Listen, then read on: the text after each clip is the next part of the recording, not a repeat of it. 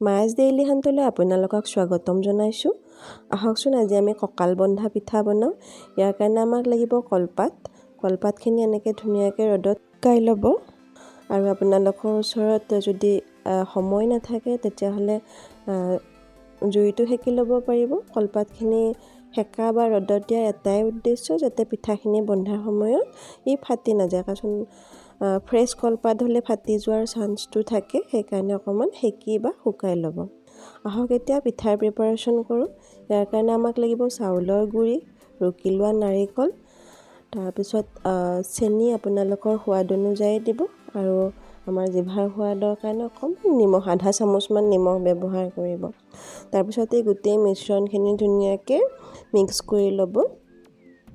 ধুনীয়াকৈ মিক্স কৰি লোৱাৰ পিছত আমি তাত কুহুমীয়া গৰম পানী ব্যৱহাৰ কৰিম। তাক আটাৰ নিচিনাকৈ ডো এটা বনাবৰ কাৰণে কুহুমীয়া একেলগে দি নিদিব, অকণমানকৈ পানী দিব। তাৰপিছত এনেকৈ মাৰি লৈ, তাৰপিছত এনেকৈ মাৰি থাকিলে জানেইতো আটা যেনেকৈ বনায় তেনেকৈ এটা ডো বনাই ল'ব।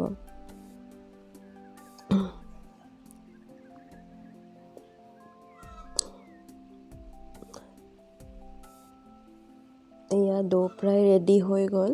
এইখিনি হোৱাৰ পিছত আপোনালোকে 15-20 মিনিটমান এনেকৈ থৈ দিলে পিঠাটো বেছি ভাল হয়। আৰু ইনষ্টেণ্ট বনাব বিচাৰিলেও বনাব পাৰে, একো প্ৰব্লেম নহয়।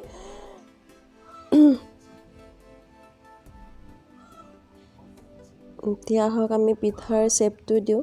ইয়াৰ কাৰণে এনেকৈ শুকাই লোৱা কলপাতখন দিব, তাত অকণমান হাতত যিমানখিনি ধৰে, অকণমান পাতল হ'লে পিঠাটো খাই ভাল লাগে। আৰু এনেকৈ লৈ তাৰপিছত এনেকৈ বান্ধি দিব ধুনীয়াকৈ। দুয়োফালৰ পাত দুটা দি দুই মূৰৰখিনি দিব, দি তাৰপিছত আপোনাৰ খেৰ আধা অথবা আমাৰ কলপাতৰ যিটো মাজাৰ ঠাৰি থাকে তাৰ পৰা এনেকৈ ৰছী কাটি উলিয়াই এনেকৈ বান্ধি ল'ব পাৰিব।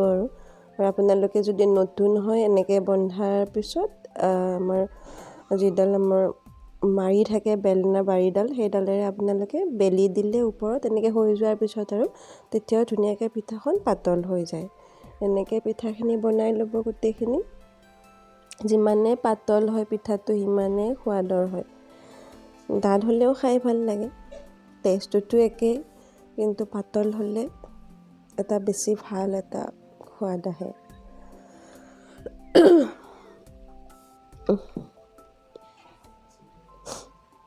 আমাৰ পিঠা প্ৰায় ধৰক আধা কেজি চাউল আছিলে, তাৰে 25খনমান পিঠা হৈছে।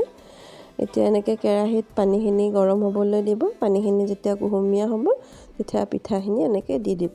পানীখিনি উতলালৈকে নাথাকিব, কুহুমীয়া হোৱাৰ লগে লগে পিঠাখিনি দি দিব। একদম পানীৰ ওপৰলৈকে দিব পাৰিব।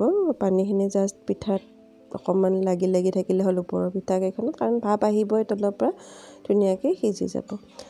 আৰু এনেকৈ 15-20 মিনিটমান আপোনালোকে জুই দিব। দেখিব পাতৰ ৰং চেঞ্জ হ'ব, য়েলোইছ কালাৰ আহি যাব, হালধীয়া ধৰণৰ। তেতিয়া আমাৰ পিঠা খাবলৈ ৰেডি হ'ব।